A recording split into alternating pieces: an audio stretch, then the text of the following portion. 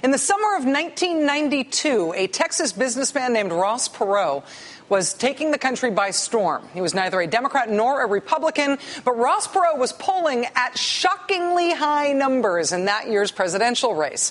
Mr. Perot was well on his way to qualifying for the ballot in all 50 states. In June of that year, his national polling was better than the sitting president at the time, George H.W. Bush, and significantly better than President Bush's main Democratic challenger, a man by the name of Bill Clinton. But in mid-July of 1992, with numbers that high and with a path to the nomination for the Reform Party, at least a path to competing, in mid-July of 1992, he's doing great. Sort of out of the blue, Ross Perot announced that he was leaving the race. He was quitting the presidential race. Mr. Perot at the time giving the odd explanation that he was dropping out because he did not want the House of Representatives to end up deciding the presidential election if there was a tie in the Electoral College. I'm not in this for ego. I'm not in this for fun. I'm not in this for gratification. I'm in this for what's good for my country, what's good for our children and our grandchildren, and I'm trying to do the right thing. It's that simple. Putting this thing in the House of Representatives is negative and disruptive, and we shouldn't do it. This seemed like sort of a far-fetched thing to be worried about. This House of Representatives is going to have to decide a thing. But Ross Perot did, in fact, that summer quit the race. Then weeks after he quit, Ross Perot gave a whole different explanation for why he had quit. He told the Boston Herald that he had a videotape of somebody from the Bush campaign meeting with someone from the CIA. He told campaign audiences in 60 Minutes that there was some Republican plan to disrupt his daughter's wedding. So he had to quit the race, I guess, to save the wedding. Another one of his daughters later explained to the New York Times how that Republican disruption was going to happen. Apparently, the Perot family believed Republican operatives were going to spread a false rumor bolstered by doctored photographs that Ross Perot's daughter, who was about to be married, was secretly a lesbian. And therefore, Ross Perot had to quit the presidential race or something. Yeah. In the end, actually, 19 years ago this week, Ross Perot did get back into the race. He got back in late, just a month before the election.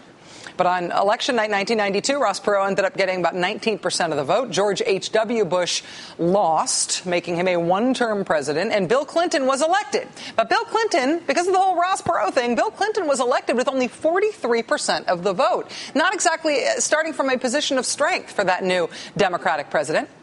And then when the first midterm elections came around in 1994, 2 years later, President Clinton's hand grew even weaker. Republicans picked up 54 seats in that midterm election. They took control of the House for the first time since 1954.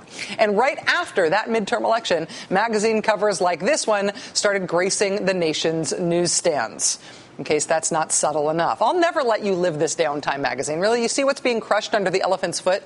The donkey with the eyeballs squirting out of the donkey's head. Really, the eyeballs have to be extended out of the donkey's skull. And what are those things the eyeballs are on? Are those like blood vessels? What's holding the eyeballs in? Really, Time magazine? In the wake of those midterm election results in 1994, it did not look like the Clinton presidency was long for this world. But then it turned out that it mattered what the Republicans did with the governing authority they won in that big midterm squish the donkey election in 1994. Once they took control of the House, Newt Gingrich and his big Republican majority shut down the federal government, which to Republicans, I'm sure, felt very exciting and very tough.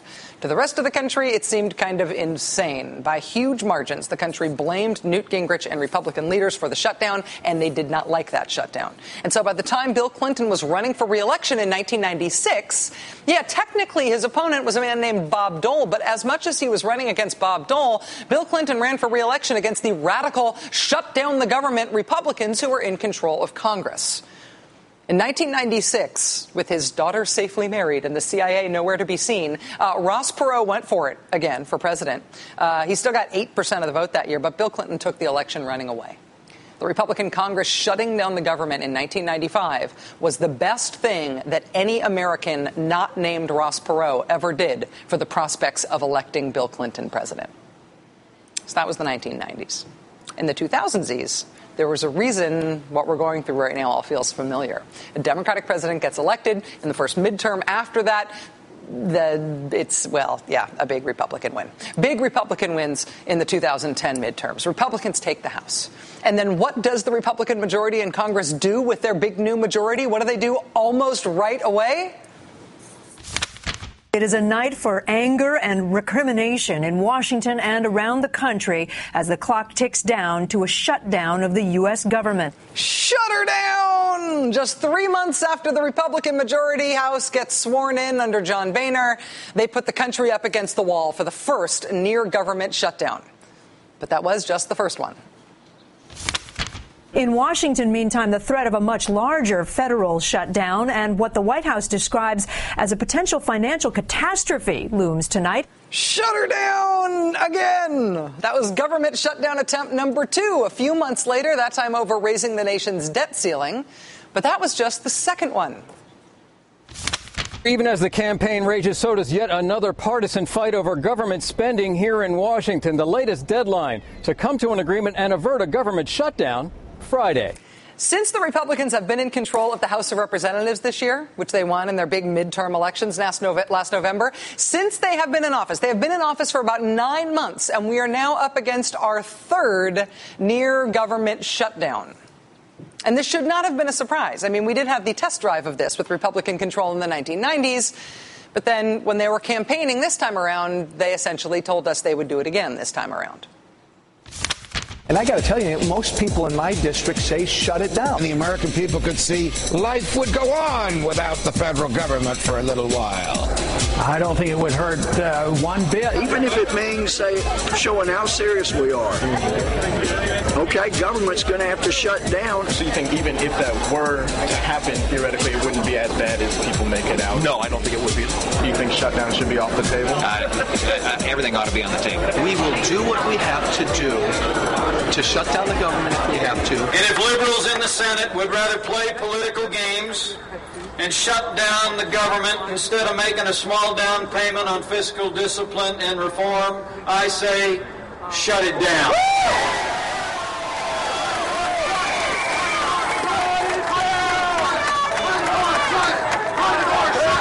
Cut it or shut it. Cut it. Republicans have been telegraphing that they want another government shutdown for a long, long, long time now. I think the first time that they got really close to shutting the government down after they won the House in 2010, I think the first time they were very excited about it. I think they saw it as a big positive. Then the second time they almost shut down the government was over the debt ceiling thing. And when that led to the nation's credit rating getting downgraded, I think they were maybe a little shook up by that. Now we are facing the third possible government shutdown since the Republicans took over. The third possible government shutdown in 9 months. But this one, it seems like they actually don't want.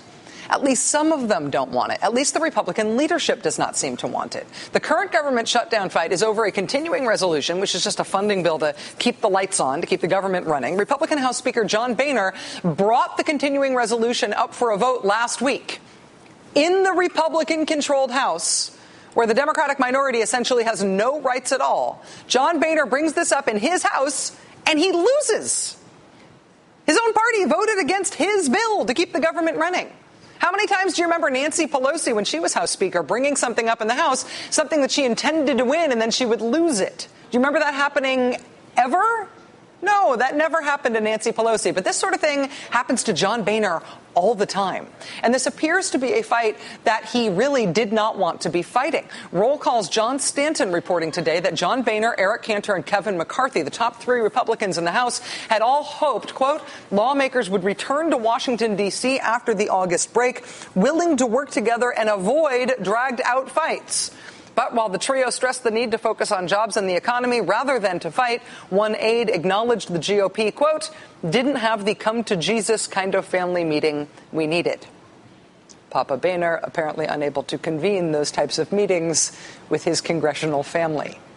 Speaker Boehner even reportedly threatened to strip his own members of their leadership positions in the House if they didn't vote with him. And in the end, 48 of his own members decided to not vote with him. Why would you defy your own speaker like that? Apparently, they believe the speaker has no clothes. Republicans said they voted against John Boehner's bill despite those threats, quote, because they did not believe Boehner would go through with his threats. Near government shutdown number 1 under John Boehner seemed to be definitely on purpose.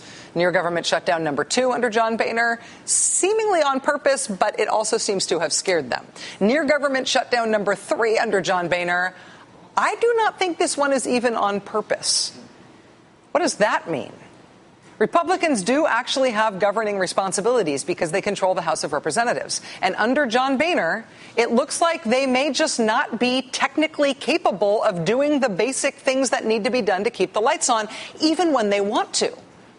They can't keep the lights on, almost literally. They do not seem capable of doing just the basic things that need to be done to keep government going and the electricity bill paid. It appears that John Boehner did not really want this fight that he is now waging. He just could not avoid it. He cannot control his own party to avoid fights he doesn't want to be in. It's sort of like the difference between using your car as a roadblock and just doing that by accident because you have flat tires. I'm not trying to be a barricade here. I just can't go anywhere. Joining us now is John Stanton, reporter for the newspaper Roll Call. John, I have been looking forward to talking to you about this all day. How are you? I'm good. It's good to be here. At this hour, it looks like there may be some resolution to the shutdown fight. The Senate has reportedly reached kind of a last-minute agreement to fund the government temporarily and avoid this shutdown that was threatened. Is that your understanding of what's happened tonight? Yeah, that's right. The Senate voted, I believe 79 senators voted for it, so about 25 Republicans voted for essentially a clean CR because it looks like now FEMA has used some accounting tricks to make sure it has money through the end of the week. So this continuing resolution will get them through technically through November, and then there was a short-term one that they also passed through October 4th in case the House needs to come back and actually vote on the short-term CR. In terms of John Boehner and what we can predict out of the House and what this whole process recently says about how John Boehner is doing as Speaker, you have been reporting on how Speaker Boehner has been privately counseling Republican members about how they're being perceived by the public. What is he saying to them? Right. Well, after the debt limit vote, they felt like, the public polling showed that they were doing very poorly with voters, that even though they won that debate, and they really did, they got pretty much everything they asked for when they went into the negotiations with the Obama administration, the public still viewed them as less able to govern than even Obama, and his numbers are not doing very well. Their own internal polling apparently also shows it being at least that bad, if not worse, than what we've seen in public. And there was this hope amongst leaders that their rank and file would go home, they'd feel this anger from the public, they'd feel the pressure from the public to try to actually legislate and govern, and come home and not have this fight over the CR. They have a big omnibus bill fight that's going to happen in November. The debt committee fight is coming up. They want to try to focus on jobs and not just constantly on spending. And his hope, and what he explicitly told them in meetings, was, look, let's not have these fights anymore. It doesn't do us any good. And the message that came back to him sort of was, well, we don't really care. We want to fight. This is sort of what we came to Washington to do, is to fight over spending and to cut spending, and we don't really care about anything else. And is that minority that's telling him that sizable enough minority to thwart anything else that he wants to do with the House? It is. It's not just freshmen. A lot of people have put it just on this sort of new group of freshman Republicans. A lot of them are the freshmen, but there are also some older rank-and-file members like Jeff Flake and others who have been around a long time who are using this as a moment to try to force the GOP and Congress into a much more conservative position on spending. As we saw last week, after they voted it down, the next day they essentially re-voted the same bill, and he was able to convince 26 of the 48 members that voted against him to then vote with him and pass the bill.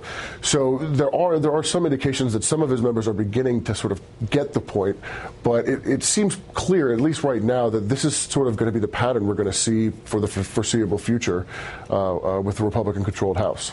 John Stanton, reporter for the newspaper Roll Call. John, thanks very much for your time and your reporting on this night. Really appreciate it. Anytime.